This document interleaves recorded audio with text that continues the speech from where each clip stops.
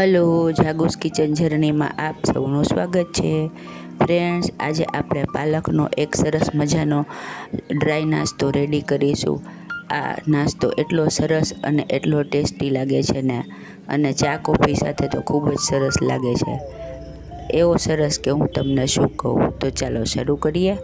સૌથી પહેલાં આપણે એક જોડી પાલક લેશું. મેં મોટા 7 થી 8 પાનની જે જોડી આવે છે નાની તે લીધેલી છે. તેને એકદમ બારીક સમારી લેશું. આપણે કાચી જ પાલક આમાં એડ કરવાની છે. તમે પાલકને બોઇલ કરીને ક્રશ કરીને લઈ શકો છો તો પૂરીનો ગ્રીન કલર આવશે, પણ આપણે અત્યારે આમાં કાચી પાલક એડ કરીશું.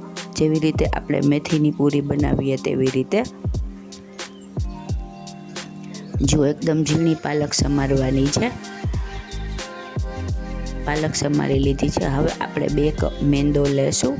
તમે આમાં અડધો મેંદો અને અડધો ઘઉંનો લોટ એવી રીતે પણ લઈ શકો છો. ત્યારબાદ તેમાં સ્વાદ મુજબ મીઠું, અડધી ચમચી મરી પાવડર, 4 ચમચી જેટલું તેલ, બધું આપણે બરાબર મિક્સ કરી દેશું. મસાલો અને તેલ એકદમ મિક્સ સરસ કરી લેવાના છે.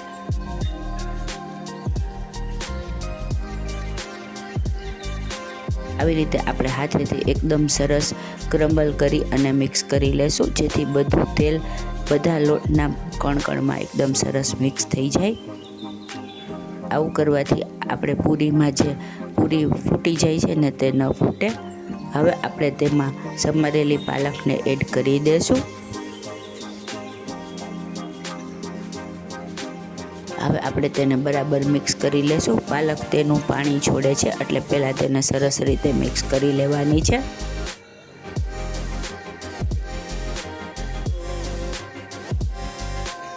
ત્યારબાદ આપણે તેમાં જરૂર મુજબનું પાણી એડ કરી અને લોટ બાંધીશું. લોટ સાવ એકદમ કડક નહીં અને એકદમ ઢીલો નહીં એવો રેડી કરવાનો છે. ફ્રેન્ડ્સ, જો તમે મારી ચેનલ પર નવા હો તો મારી ચેનલને સબસ્ક્રાઈબ જરૂરથી કરજો અને બાજુમાં રહેલ ઘંટડી દબાવી દેજો, જેથી મારી નવી રેસીપીનું નોટિફિકેશન સૌથી પહેલાં તમને મળે. જો આપણો લોટ રેડી થઈ ગયો છે. હવે આપણે તેને ઢાંકી અને 5 મિનિટ માટે રેસ્ટ કરવા માટે મૂકી દેશું. ત્યારબાદ સેજ ઓઇલ લઈ અને તેને કૂણવી લેશું.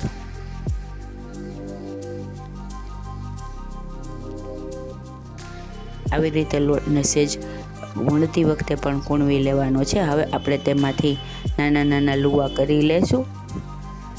પૂરી મોટી સાઈઝની કરવાની નથી, આપણે નાસ્તાની પૂરી રેડી કરવાની છે, એટલે નાની પૂરી રેડી કરી લેશું. આવી રીતે 2 થી 3 વેલણ મારતા જશું, જેથી આપણી પૂરી રેડી થઈ જશે. ફ્રેન્ડ્સ, જો તમને મારી રેસીપી ગમતી હોય તો મારી ચેનલને વધુમાં વધુ શેર કરી અને મને સપોર્ટ કરજો.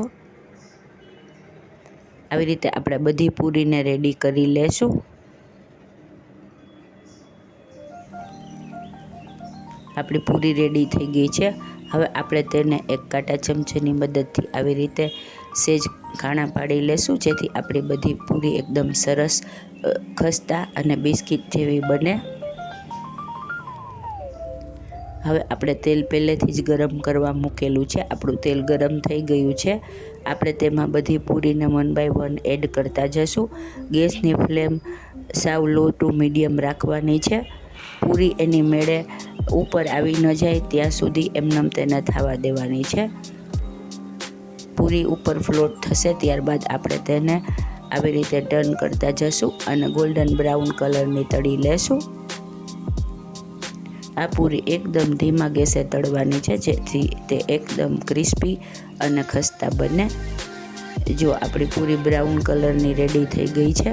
હવે આપણે તેને લઈ લેશું. આવી રીતે આપણે બધા બેચીસને તળી લેશું. જો આપણી એકદમ ખસ્તા અને એકદમ સરસ મજાની પાલક પૂરી રેડી થઈ ગઈ છે.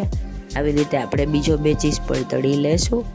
ફ્રેન્ડ્સ, આટલામાંથી 40 જેટલી પૂરી રેડી થાય છે. હવે આપણે તેને એક સર્વિંગ પ્લેટમાં લઈ લેશું. છે ને એકદમ મજેદાર, એકદમ ટેસ્ટી અને એકદમ હેલ્ધી એવો આપણો પાલક પૂરીનો નાસ્તો રેડી છે. તમે આને ચા ને કોફી સાથે સર્વ કરી શકો છો. હવે આપણે તેને જોઈ લેશું. જુઓ, એક જ હાથે તૂટી જાય એવી અને એકદમ સરસ ક્રિસ્પી અને ખસ્તા એવી આપણી પાલક પૂરી રેડી છે. ફ્રેન્ડ્સ, જો તમને મારી રેસીપી પસંદ આવી હોય તો મારી ચેનલને લાઈક, શેર અને સબસ્ક્રાઈબ જરૂરથી કરજો. અને હા, મારી રેસીપી તમને કેવી લાગી તે પણ મને જણાવજો. ધન્યવાદ.